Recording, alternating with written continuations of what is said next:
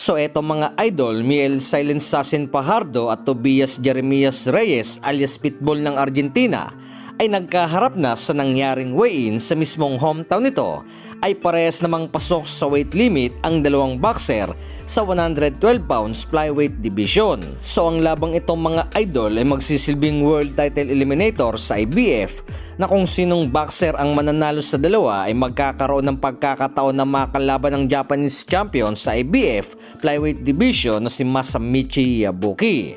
So ilang hirit na rin sa bakbakang ito ay alanganin umano si Fajardo na kung hindi nito makukuha ang panalo sa malinis na paraan ay posibleng talunin pa raw ito sa desisyon. Na tanging nakikita sa bakbakang ito ay knockout lamang ang pag-asa ng Pinoy na manalo sa laban. So malaking impact sa kalaban ni Fajardo ang pagiging home favorite nito, lalo na at world title eliminator ang bakbakan ng dalawa na bihirang mangyari sa bawat boksingero ang mapalaban sa mga world title. So dati na rin sumugal sa world title eliminator si Pitbull noong taong 2024 na dinayo nito sa Nicaragua ang pambato ng nasabing bansa na si Felix Alvarado. Subalit sa kasamaang palad ay tinalo ito ng hometown favorite na si Alvarado via majority decision.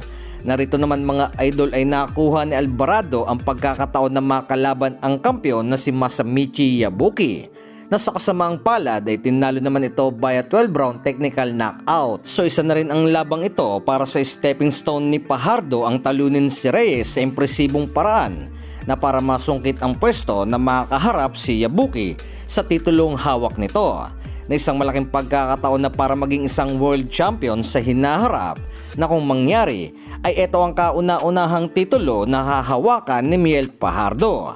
So wala namang duda mga idol ay isang knockout artist si Fajardo na kayang magpatulog ng kalaban, lalo na at kung napaghandaan nito si Reyes.